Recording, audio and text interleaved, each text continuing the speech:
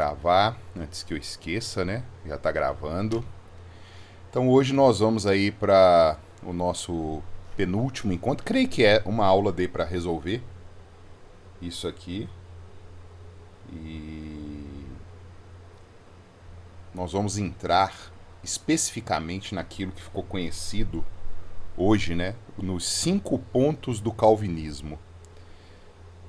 Eu tenho uma resistência muito grande em chamar isso de calvinismo, porque João Calvino não aceitaria isso.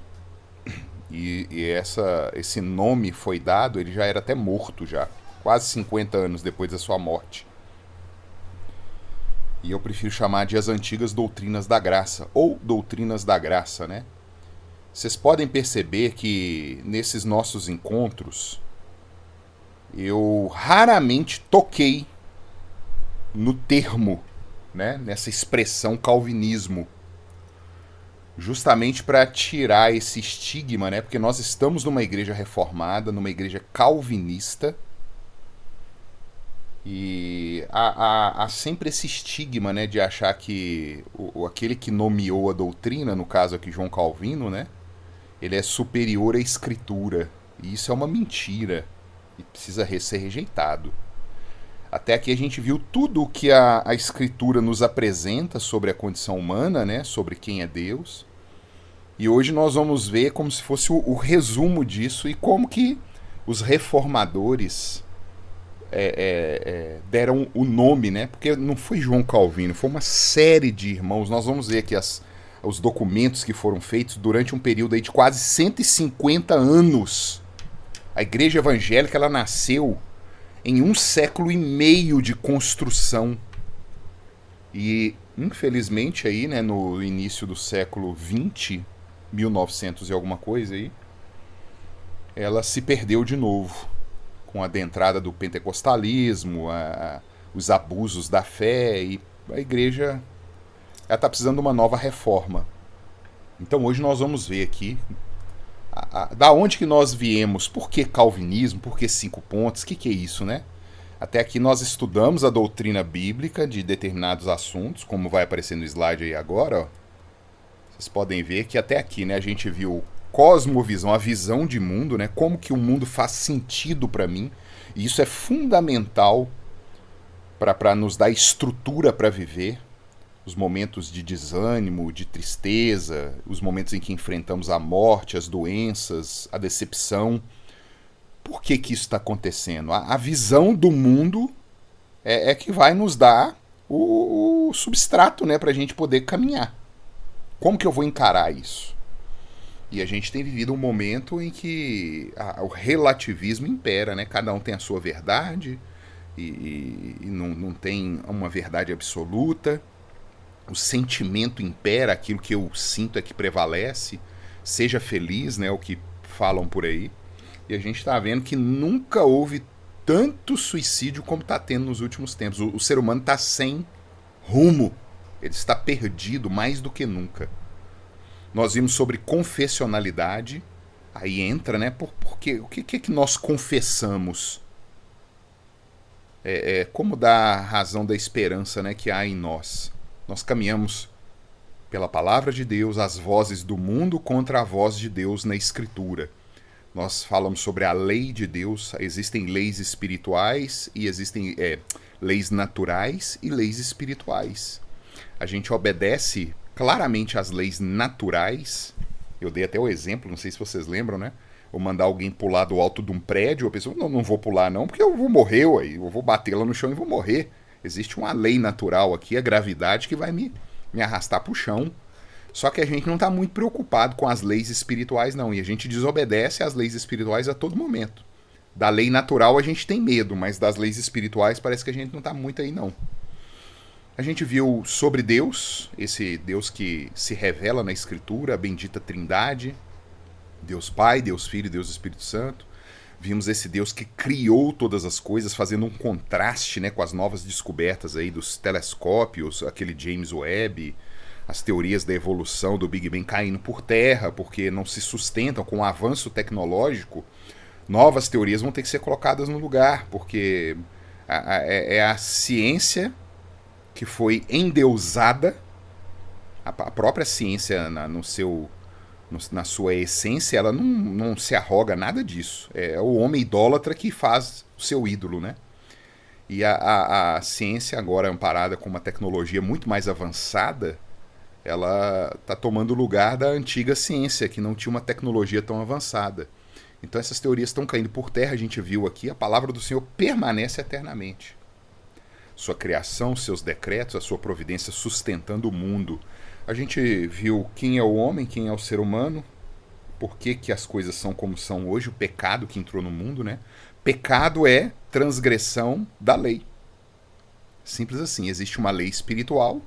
Se eu transgrido essa lei, existe um regente universal. E nós, quando desobedecemos a constituição dessa legislação universal, é o pecado, é o que nos traz a dor, o sofrimento. É aquela coisa de eu pensar que eu posso escolher parar de beber água, eu posso escolher parar de respirar. Não posso. Eu não posso escolher desobedecer e achar que eu vou ficar incólume naquilo, sem sofrer as consequências. Isso é o pecado. Nós vimos que Deus manteve uma aliança, ele enviou um mediador. Os tópicos não foram exatamente esses, tá? Eu estou resumindo aqui os assuntos que eu achei mais importantes. Ele enviou um mediador para essa aliança quebrada por nós. O mediador é ele mesmo. É interessante, né? Isso derruba todo tipo de idolatria, né? Toda tentativa que a gente faz de construir algum ídolo que intermedia a nossa relação com Deus, ela cai aqui, nesse ponto 7. Eu vou apelar para Maria. Eu vou apelar para os apóstolos. Eu vou apelar para a encarnação. Eu vou apelar para ídolos, animais, quadrúpedes, répteis, como Paulo diz, né? Gente, eu vou apelar para isso. O próprio ser com quem eu quero me reconciliar, ele mesmo veio. Por que eu vou colocar um outro no lugar daquele com quem eu quero a reconciliação? É algo estúpido, é algo irracional, mas a gente faz isso. A gente vê os resultados e os benefícios, né, dessa mediação, dessa salvação. A partir dali, como viver essa salvação, é a vida no meio da igreja, vivendo na igreja os sacramentos, batismo e santa ceia. Vimos também o que a Escritura defende do que ainda está por vir, foi semana passada, a morte e o juízo, né? E hoje as doutrinas da graça, e semana que vem um pouco mais da estrutura da nossa igreja. Como que nós nos organizamos como igreja. Aqueles que querem, né, se fazer membros vão conhecer um pouquinho mais. E assim a gente finaliza o nosso conteúdo. E aqueles que disserem amém são muito bem-vindos em nosso meio. Vamos continuar. O início da Reforma Protestante, queridos, ele tem um marco realmente, que é aquela história de Martinho Lutero, né? Lá no castelo de Wittenberg, ele pega as suas 95 teses e tem aquela imagem muito romântica, né? Martinho Lutero batendo as 95 teses na porta do castelo e tal. Não tem nada de romântico não, viu, queridos? Na época, ali nós estamos no começo da Renascença. Essas disputatios, que são chamados, né? A porta do castelo era como se fosse o Instagram hoje. Só que uma forma muito mais útil do que Instagram, né? Só a mídia que eu estou fazendo uso aqui, não a finalidade dela. Então, os professores, os alunos, eles chamavam para o debate, escreviam uma tese, um documento e pregavam ali chamando ao debate. Então não era só Martinho Lutero que pregava a coisa lá, não. Um mundo de debates, de teorias estavam ali na porta do castelo. E Martinho Lutero pregou mais uma. Ele como um monge agostiniano, ele era uma espécie de escriba. Ele teve acesso às escrituras, né? Para fazer cópias das escrituras, que era proibido o acesso às escrituras nessa época. E ele lendo, fazendo a cópia e tudo, ele chegou àquela conclusão pelo Espírito Santo, né? Que o homem não tem esperança nesse mundo. E que o meu justo será salvo pela fé. Olha que coisa, né? E aí ele levanta 95 pontos que ele vê da contradição da doutrina católica romana com a escritura. E chama ao debate. E esse é vamos dizer assim, o estupim da reforma. Só que antes de Lutero, já centenas de pessoas já haviam questionado, já havia um movimento de insatisfação, tanto uma insatisfação política, econômica, social, quanto teológica. E Deus usando de todos esses meios, como a gente viu aqui na providência dele, né, para movimentar o meio. E Martinho Lutero foi esse ponto, né, que foi assumido aí como o marco, mas já muito antes, pessoas tentando traduzir a Bíblia, John Wycliffe, Tyndale, Jan Hus, são nomes dos principais mártires, né, e que já vinham fomentando desde o século XIII essa reforma na igreja. Deus sempre se manteve presente, queridos. Não são os homens, não, tá? E Martinho Lutero foi mais um instrumento que ele usou. E logo no início da Reforma Protestante, houve um movimento que desembocou nesses 5 marcos. Vamos colocar assim, os 5 solas. Vocês já devem ter ouvido, né? São palavras em latim, né? Na época a língua ali era o inglês da época, né? O latim, toda a produção cultural, acadêmica, era tudo em latim. Sola Scriptura, sola fide, sola gratia, solus Christus, soli Deo gloria. Então, entendam o seguinte. Sola Scriptura é somente, o sola, né? Sola, solus e soli é a mesma palavra com declinações diferentes. É o somente.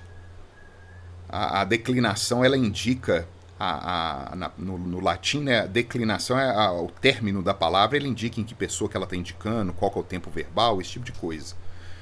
Mas é a mesma palavra, é somente escritura. O nome é muito parecido com o nosso, né? Somente a escritura. Queridos, eu estou falando aqui de igreja evangélica. Então, na sua cabeça, e vai comparando o que você entende hoje de evangélico, especialmente as caricaturas que a gente vê na televisão, né? Universal do Reino de Deus, Mundial do Reino de Deus, essas aberrações que tem, e compara com o que é a igreja evangélica, aquilo que nasceu lá no século XVI, tá? Somente a escritura. O que eles querem dizer aqui? Que qualquer doutrina que vá reger a vida da igreja e do crente, ela só pode ser emanada da Bíblia. O nosso foco para designar a maneira como que a igreja deve viver não pode sair da cabeça do pastor, da cabeça do pai de santo, da cabeça do padre, da cabeça do coach, do treinador. Não. É da escritura. Por isso que é somente a escritura, sola escritura. Se você quer ser um médico, quer ser um advogado, se você quer ser um programador, o que você quiser, você vai nas outras fontes aí de informação. Mas se você quer ser um crente e saber sobre a salvação, em nenhum outro lugar você vai encontrar a não ser na Escritura. Então esse foi o primeiro ponto que os reformadores romperam com a Igreja de Roma. Porque a Igreja de Roma ela colocava em pé de igualdade a tradição da Igreja, também chamado de magistério, né? O magistério da Igreja, e a Bíblia. Então o que o padre falasse, o que o bispo ali falasse, né? O sacerdote falasse, mesmo que fosse contra o que a Escritura falou, era a maneira correta de que ele estava interpretando a Escritura. Então, na verdade, não era contradição. Mesmo a grama sendo verde ou falando que ela é vermelha, não está errado, não. É eu que interpretei errado. É essa utopia, né? Falou, olha, tá escrito isso, mas não é isso, não. Então é mais ou menos isso. Então, entenda. Você fez uma visita numa igreja, você está passeando numa cidade e foi cultuar a Deus em algum lugar e tudo. O pregador ali tirou uma doutrina que não veio da Escritura, ele precisa ser rejeitado. Com pena de você não ter entendido o que Deus falou na palavra dele e o que é ser um crente. A principal ato de se agarrar à fé é a que vem da Escritura. Revelação de Deus está na Bíblia, em lugar mais nenhum. Não existe mais um profeta que traga uma nova revelação para a igreja viver de tal forma. Não existe mais o vidente que vai dizer isso e aquilo outro. Não existe mais doutrina a ser revelada. Judas, quando ele escreve a carta dele, eu não estou falando do Iscariotes, não, é o Judas, irmão de Cristo, o que tem o documento ali antes do Apocalipse. Ele vira e fala assim: a fé que de uma vez por todas foi entregue aos santos. Não tem mais nada a ser entregue. Foi de uma vez por todas. Então você pega esses malucos aí, Testemunho de Jeová, Adventista, Mormon. Ah, porque o profeta fulano de tal, lá em 1800 alguma coisa, recebeu a visita de um anjo. Esquece. Heresia, é coisa de Satanás isso. Porque está contrariando a Escritura. Então esse contraste a gente começa a fazer. E é necessário esse contraste para a gente não cair em furada. Ali na Pampulha, se começar a surgir doutrina, se começar a surgir coisa em relação à autoridade da Escritura fora dela, sai de lá. Aqueles que vão se chegar ao nosso meio, né? Muda. Não fique ali. Graças a Deus, por enquanto, ela continua fiel, mesmo tendo homens, né, dirigindo, porque o problema é o coração humano. Mas Deus tem sido misericordioso e conduzido não apenas a Pampulha, como uma série de outras igrejas aí.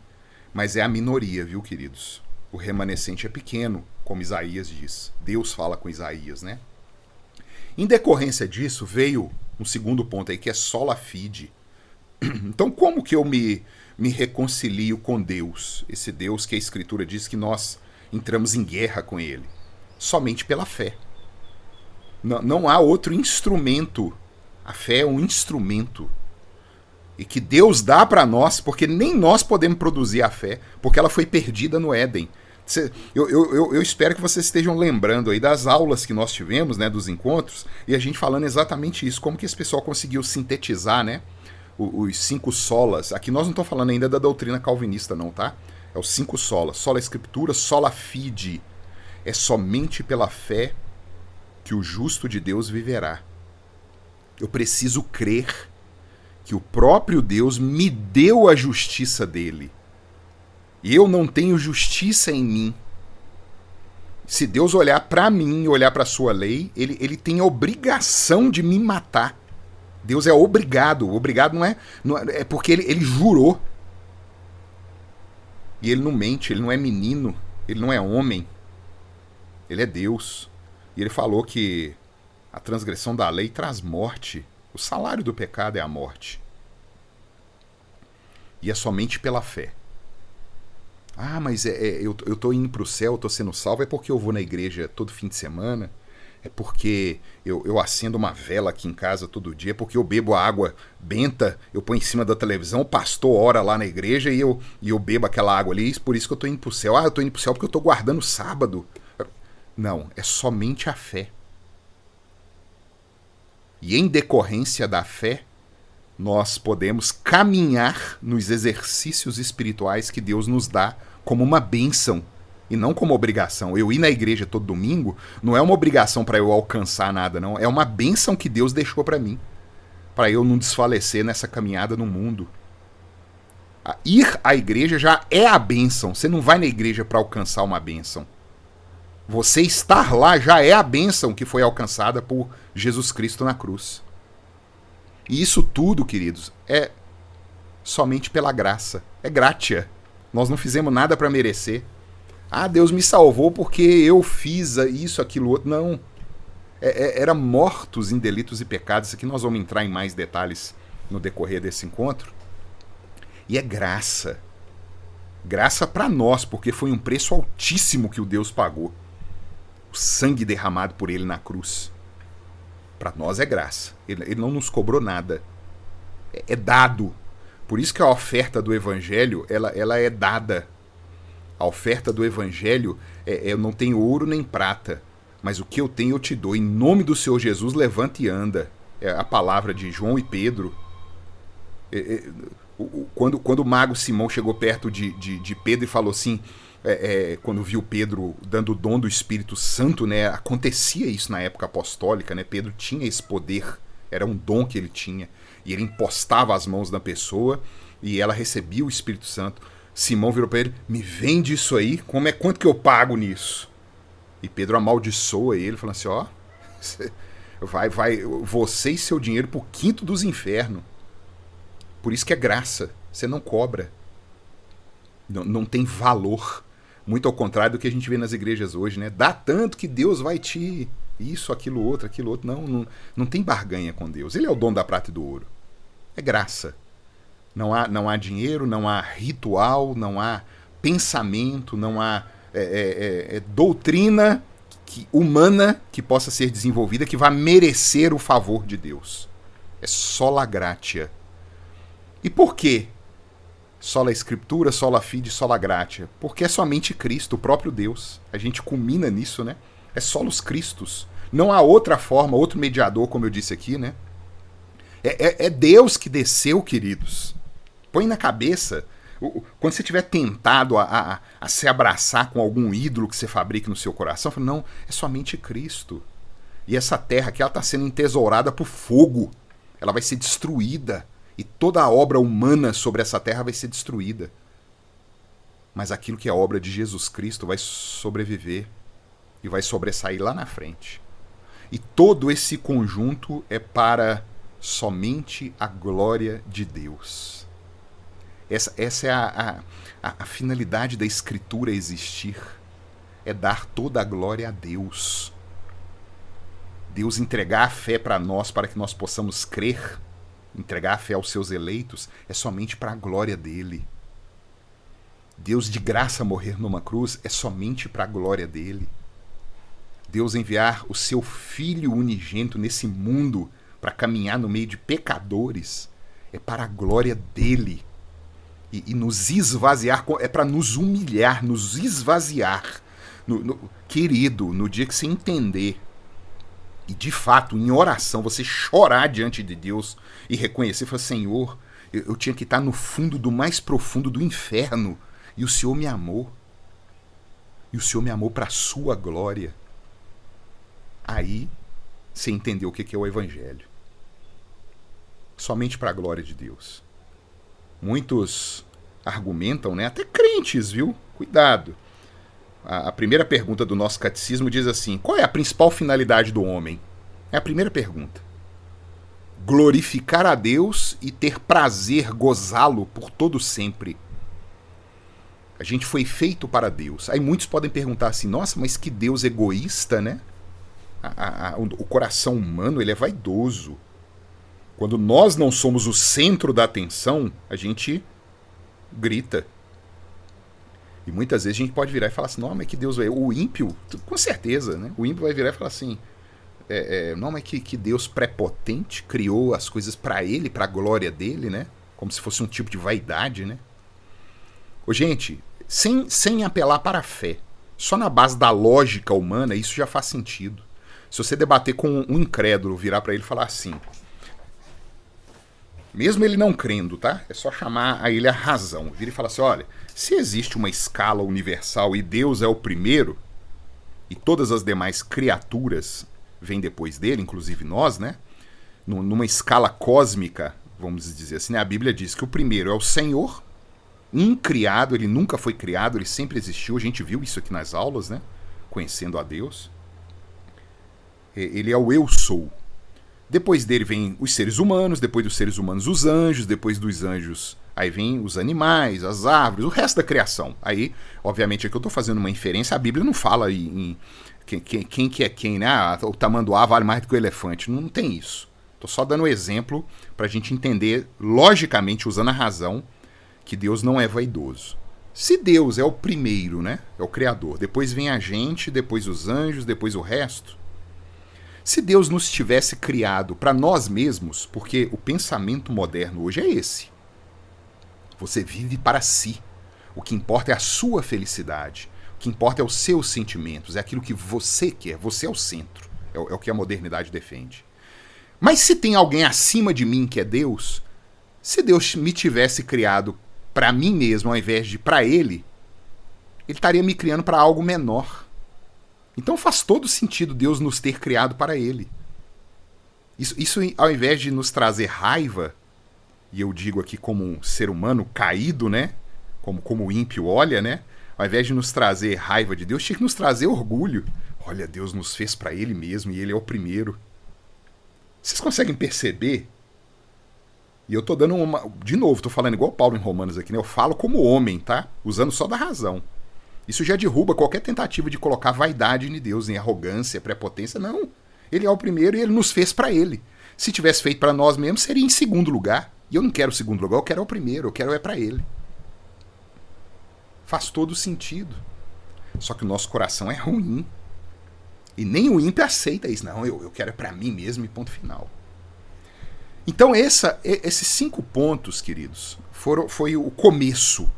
Vamos pôr aqui arredondando, tá? 1500 o ano aqui.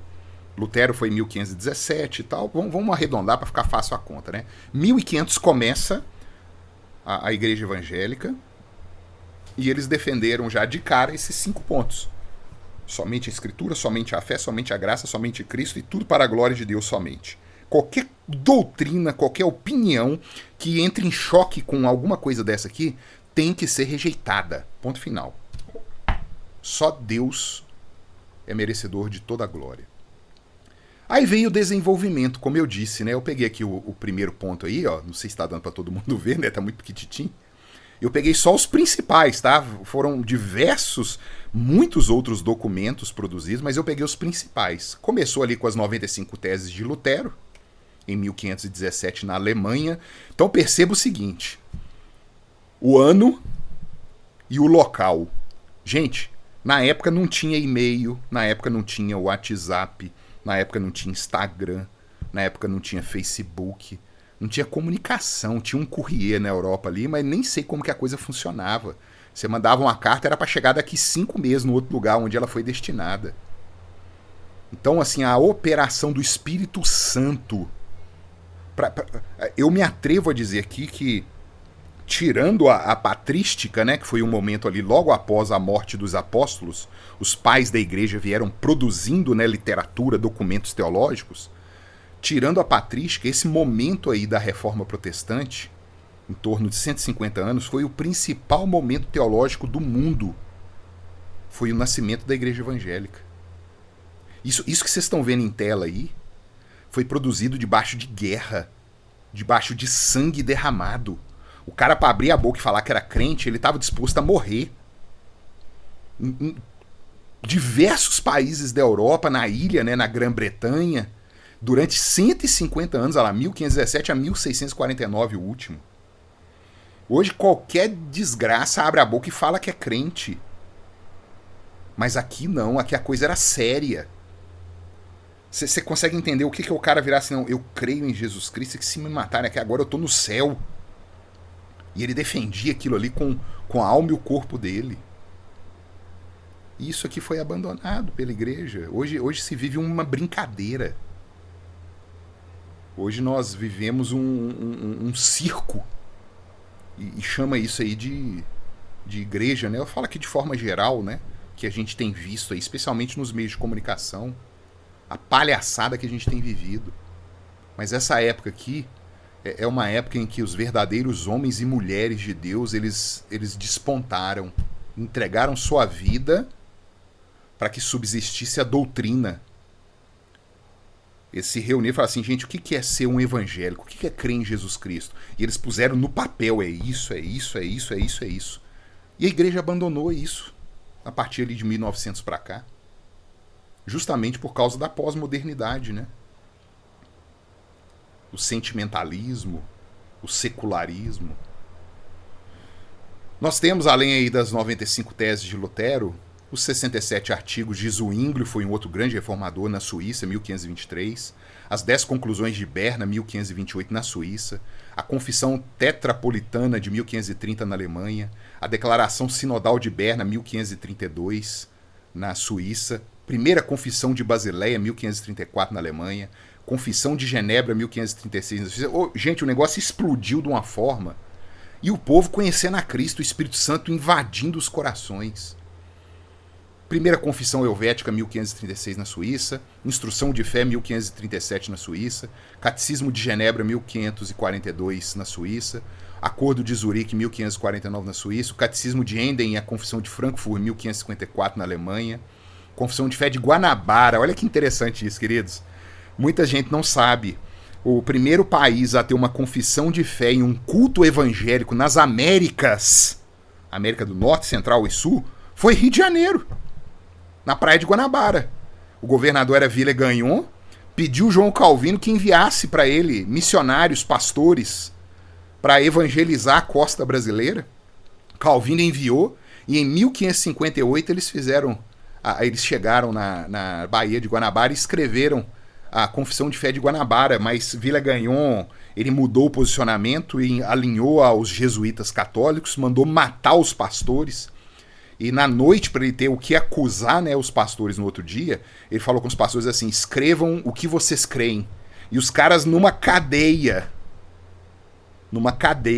numa noite, eles escreveram a Confissão de Fé de Guanabara. E não negaram a fé. Teve um que fugiu e tal, mas os outros não. Bateram o pé e falaram: tá aqui, ó, isso aqui que a gente crê. Tem a Confissão Belga de 1561, a Segunda Confissão Helvética, o Catecismo de Heidelberg, os Cânones de Dort, nós vamos dar uma atenção para isso aqui, no próximo slide, e a Assembleia de Westminster, que são os documentos, né, que a Igreja Presbiteriana do Brasil usam como símbolos de fé. Nós subscrevemos esses símbolos de fé. Se você se diz presbiteriano e faz parte de uma igreja presbiteriana, você leu as confissões e os catecismos de Westminster, não são documentos longos, tá? E você entendeu e disse o amém. Falou: eu creio nisso aqui. Muito interessante.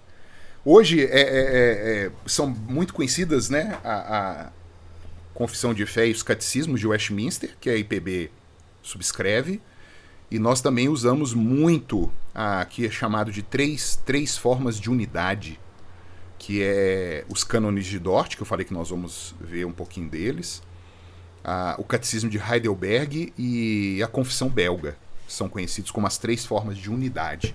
Mas subscrição mesmo, aquilo que fala assim: não, eu creio dessa. Se alguém te perguntar, né, o que a igreja presbiteriana defende, tá aqui, ó. São esses documentos aqui, ó. Confissão de Fé de Westminster, Catecismo Maior de Westminster e Breve Catecismo de Westminster. São esses documentos. 150 anos, queridos, olha isso aí, aproximadamente, né? Debaixo de sangue, esses homens criaram a igreja evangélica. Pergunta qualquer crente aí que você conheça, se eles conhecem algum documento desse aí. Eu nem citei aqui a Confissão de Fé Batista. Ela é de 1689, ela veio depois da Confissão de Fé de Westminster.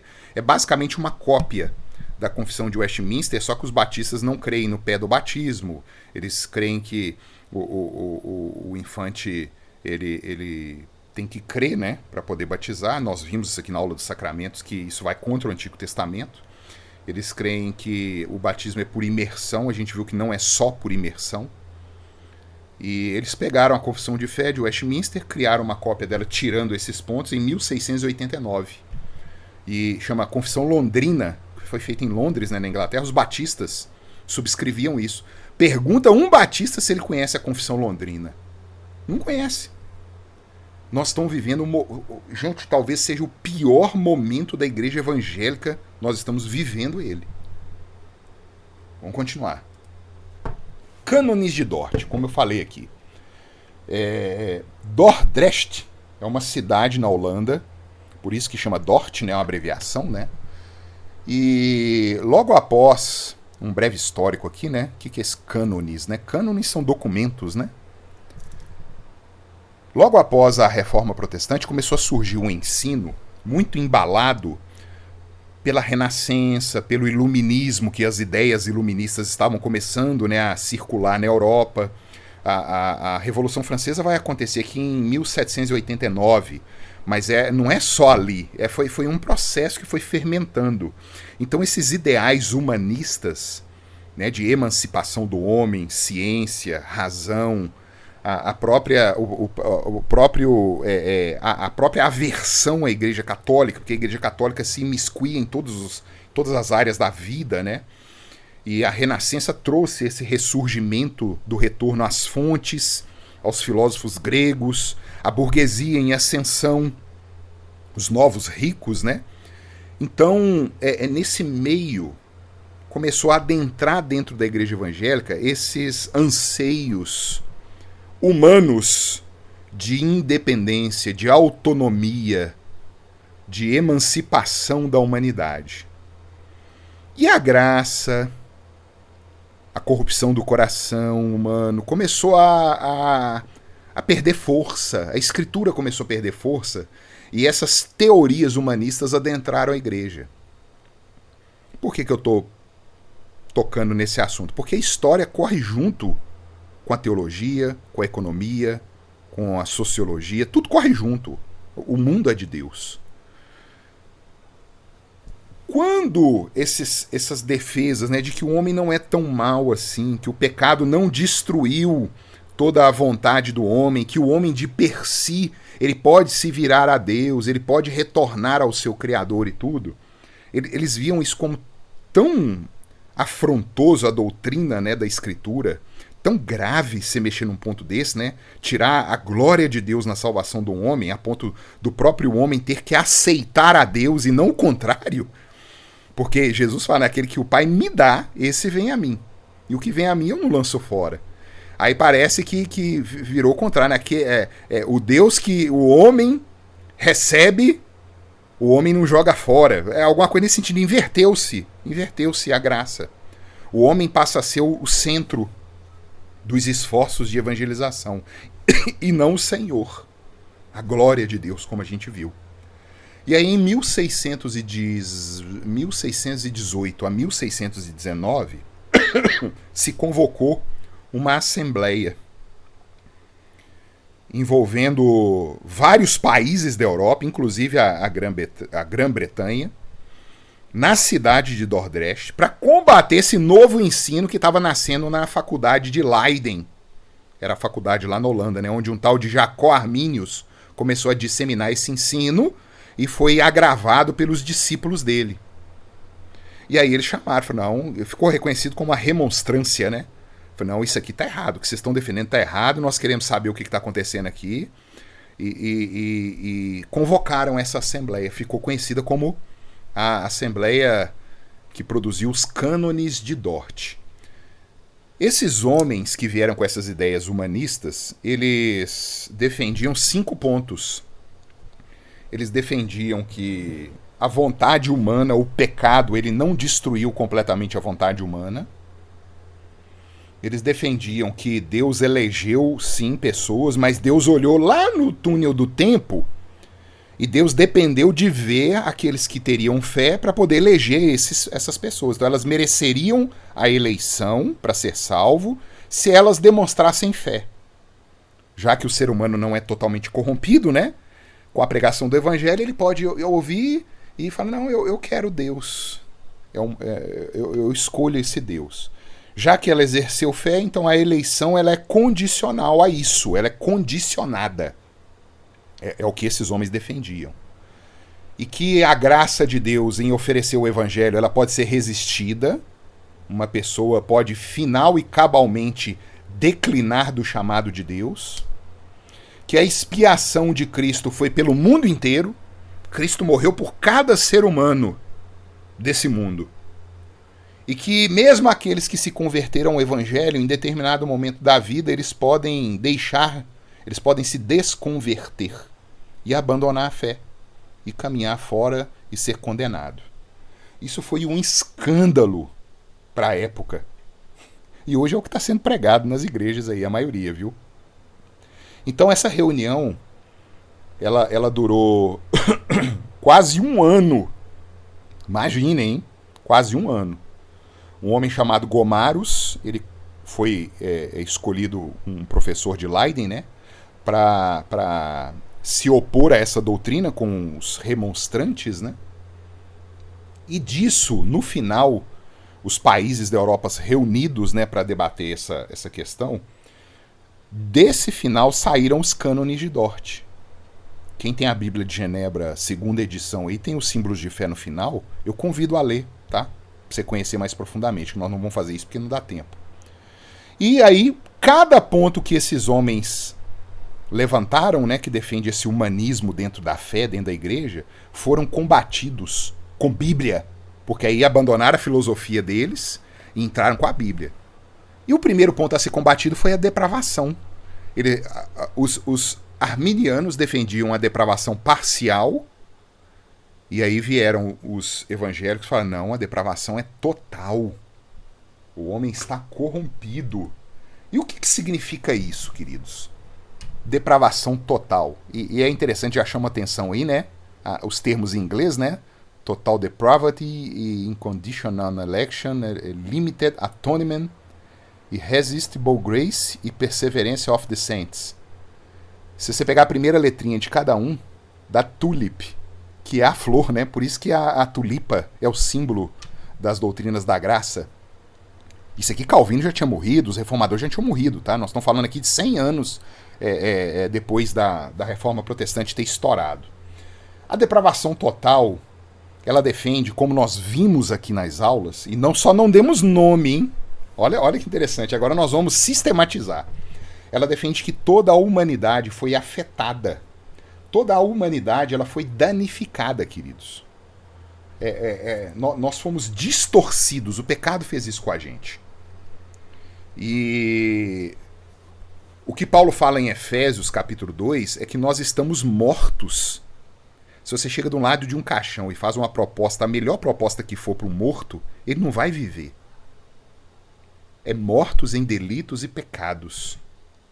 Não há solução. Como Jesus diz em João 6, né? Se o meu Pai não trouxer, a pessoa não pode vir a mim. Isso lá no Éden foi definido. Quando o homem é expulso, né, da presença de Deus, ele foi impedido de retornar, ele perdeu a fé, ele perdeu a graça. Isso é depravação total. Não há nenhum aspecto em nós que não esteja debaixo da ira de Deus, em maior ou em menor grau. Por isso que muitas vezes depravação total nos choca, né? Aqui não está sendo falado que cada homem seja tão ruim quanto ele poderia ser, não é isso.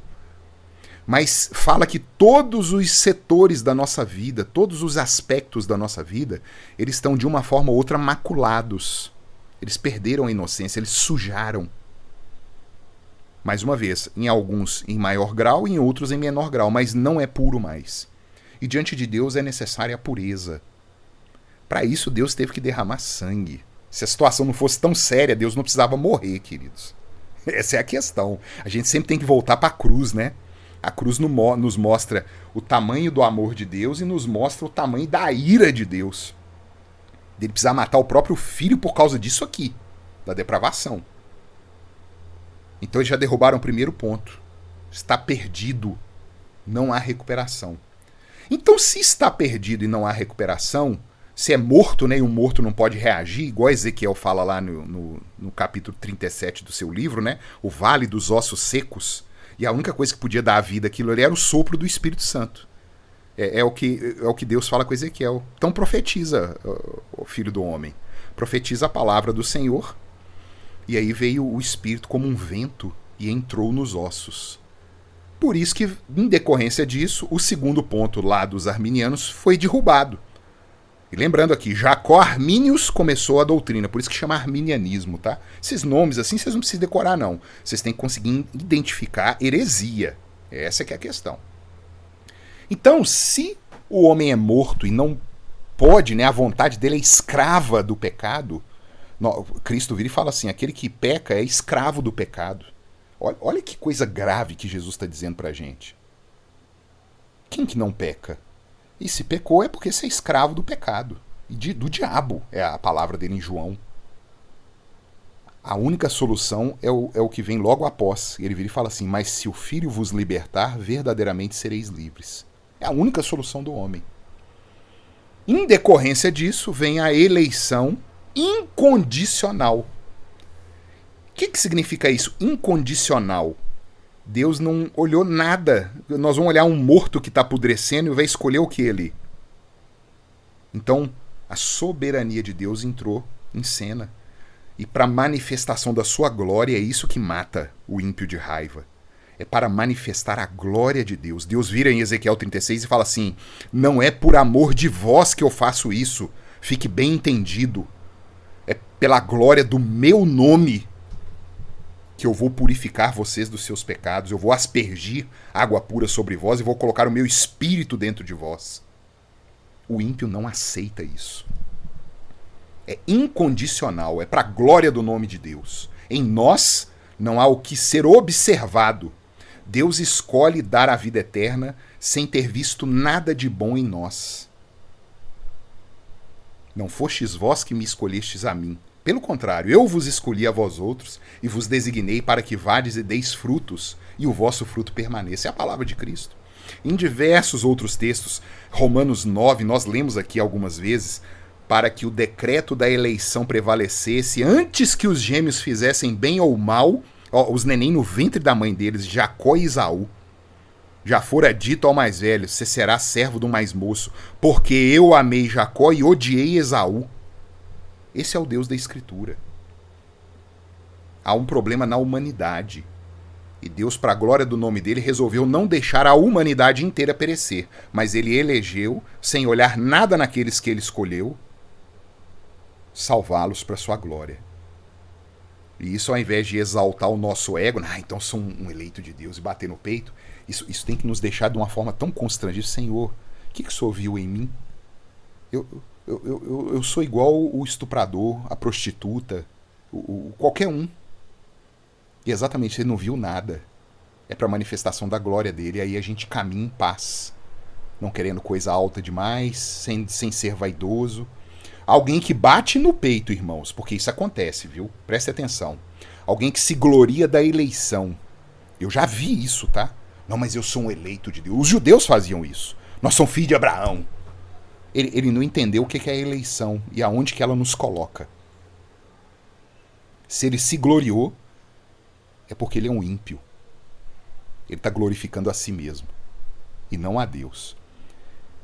E em decorrência disso vem o terceiro ponto. Os arminianos defendem que Cristo morreu por cada um nesse planeta. Existe um teólogo que eu amo a literatura dele, que chama John Owen. Ele é um congregacional, um puritano, e ele tem um livro que chama Por Quem Cristo Morreu. E dentro desse livro tem um trecho que chama A Morte da Morte na Morte de Cristo. Título bacana, né? A Morte da Morte na Morte de Cristo.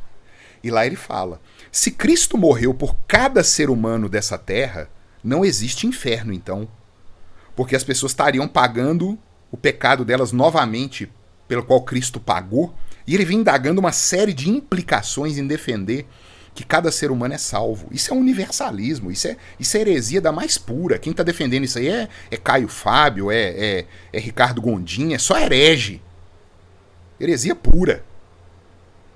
Cristo morreu por aqueles que o Pai elegeu para ele. Gente, leia João 17, anota aí e leia. Eu estou intimando vocês a lerem.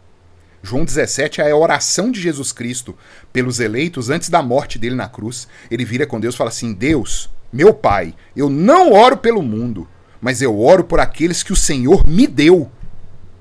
Aí vem uma turma de encebado desse aqui: não, Cristo morreu pelo mundo todo. Desmentindo o próprio Cristo.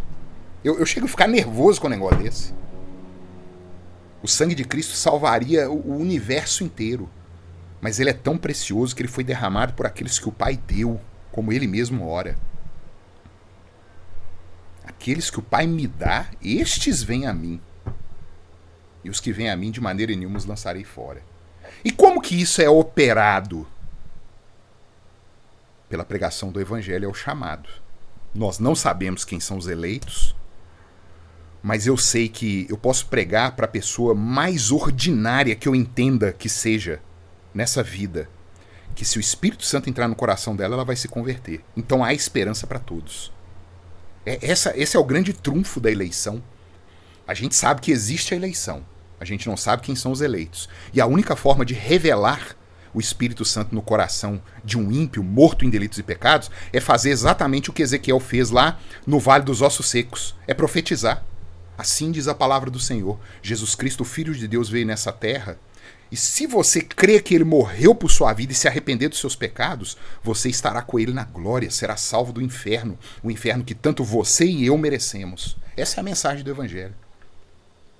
E ali, a graça irresistível vem. O Espírito Santo dá vida. É João 3, nós estudamos João 3 aqui, gente. Foi uma aula só sobre João 3.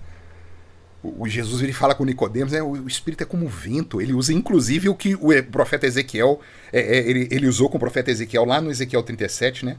Vem dos quatro cantos, ó Espírito, como um vento. E a gente não sabe de onde o Espírito vem, o que ele faz, para onde ele vai. A única coisa que a gente sabe é que a gente tem que pregar o Evangelho e que quando o Espírito pega uma pessoa, ele converte uma pessoa, ele lava, ele justifica aquela pessoa e transforma a vida dela. É um novo nascimento do alto. Ser nascido de novo é isso. E a coisa vai acontecendo aqui na Terra de uma forma inexplicável. Veja a sua própria vida. Qual foi o momento da sua conversão? Como que Deus manejou todas as coisas para que você ouvisse o Evangelho e para que você entendesse o Evangelho e aceitasse o Evangelho? Essa é a graça. Mas os arminianos defendem assim, que o ser humano ele pode resistir a isso, mesmo o Espírito Santo envolvido. Gente, bom, eu me controlo para não soltar até um nome feio aqui, né? Mas é assim, é a situação da igreja hoje. É a vontade do homem que prevalece, não é de Deus, não. A gente vê o profeta Isaías falando, né, que Deus é o soberano Senhor, o Criador dos céus e da terra, para sempre existente. Quando ele faz alguma coisa, quem pode dizer a Deus, o que a tua mão fazes? Mas para essa turma evangelical de hoje é isso. O homem pode resistir. Ele pode dar as costas para essa graça que é irresistível.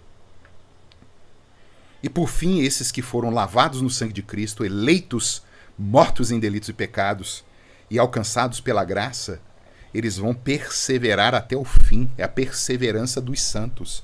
A gente costuma até falar que esse nome seria melhor se fosse a perseverança do Espírito Santo nos santos.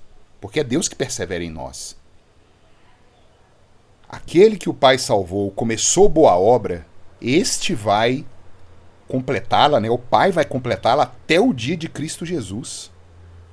E quando o Evangelho vai se tornando um Evangelho fraco, um evangelho diluído, um evangelho aguado, como a gente está vendo hoje, o que acontece com a igreja? Ela incha um monte de bode de joio e vem para dentro da igreja. Aí muitas vezes você vira assim, mas pastor, a gente vê um monte de gente abandonando a igreja, né? Pessoas que estavam ali, cantavam no nosso meio, e até pregavam a palavra no nosso meio, e liam a Bíblia e oravam. Eles já não estão mais, estão no mundo perdidos. Eles perderam a salvação? Porque era o que os arminianos defendiam. Uma pessoa salva pode cair da graça. Aí João, para cortar qualquer possibilidade disso acontecer, ele fala assim: eles saíram do nosso meio porque não eram dos nossos. Porque se fossem dos nossos, teriam permanecido no nosso meio. Mas para ficar claro que não eram dos nossos, eles saíram. Está na carta de João. Primeira carta de João.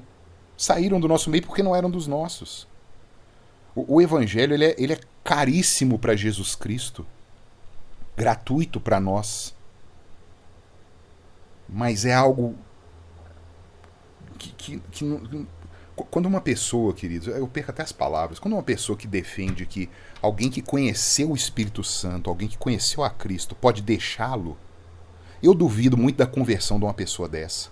Será que essa pessoa realmente, eu não sou Deus aqui para ficar julgando as pessoas para fora do céu e nem para colocar ninguém no céu.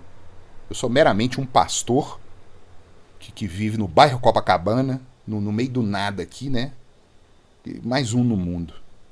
Mas quando a gente vai caminhando com Deus e percebendo o que somos nós, a podridão do nosso coração, o que Deus fez por nós, o que é a promessa da glória, do porvir, da gente estar junto com Deus na Nova Jerusalém, e uma pessoa virar e falar assim, não, a pessoa que enxergou isso, as promessas, como Hebreus 11 diz, né? ela pode dar as costas para isso em favor do mundo. Eu tenho minhas dúvidas se essa pessoa conheceu realmente o que é o evangelho. Mas mais uma vez eu falo aqui, eu aquieto meu coração porque não sou eu. Eu não sou juiz para chegar a esse ponto. Mas elas vão ter um problema muito sério com Deus. De baratear o evangelho. Então, queridos, aqueles que conheceram o evangelho chegarão até o fim daquele dia, porque é o Filho de Deus que os vai sustentar. É verdade que muitos podem sim, momentaneamente, como a nossa confissão de fé diz, né, se afastar, cair em pecados que vão esfriar o espírito nelas.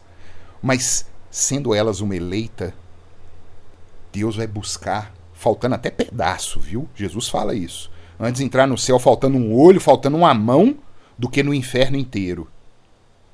Então eu, como crente, eu espero que cada um aqui não experimenta isso não. Pra quê? Não experimenta não. Permanece nos caminhos do Senhor. Porque se você é eleito mesmo e é filho mesmo, assim como um pai disciplina um filho, o Senhor vai disciplinar. E ele vai atrás com uma taca, com um chinelo, com a correia, e vai arrancar pedaço para você voltar para trás. Até nisso a pós-modernidade tirou, né, a correção de pai para filho. Eu já apanhei do meu pai de deixar marca. E Deus faz isso com a gente. Então, os batistas, irmãos, eles tinham um mote, né, lindo que eles tinham no meio deles, assim, uma vez salvo, salvo para sempre. Ó, uma vez salvo, uma vez salvos, salvos para sempre. Foi abandonado, isso no meio da igreja batista. Aquele que Deus salvou, ele não rasga a certidão de nascimento. E se alguém saiu da igreja, é porque não era dele. Simples assim. Gostava da comida da igreja, gostava dos irmãos da igreja. Era um clube, assim como a gente fica num clube, maçonaria, Lions Club, não sei o quê. Muitos estão na igreja encarando aquilo ali como um clube. E na primeiro conflito, na primeira dor que ela sente ali, ela vai embora. Ela tá nem não. Então não julgue a igreja pelo que você entende de igreja. Julgue a igreja, a doutrina, pelo que a Escritura defende. E aquele que o Pai dá a Cristo, de maneira nenhuma ele lança fora, e aquele que começou a boa obra a levará até o dia de Cristo Jesus. Essa é a promessa da Nova Jerusalém. Queridos, nós vamos finalizando aqui. Dona Marilac levantou a mão aqui no chat, eu estou vendo aqui. Apertou errado aí, Dona Marilac? Que a senhora quer falar alguma coisa? É só para concordar com o que você não. falou aí. Tranquilo. Beleza, queridos.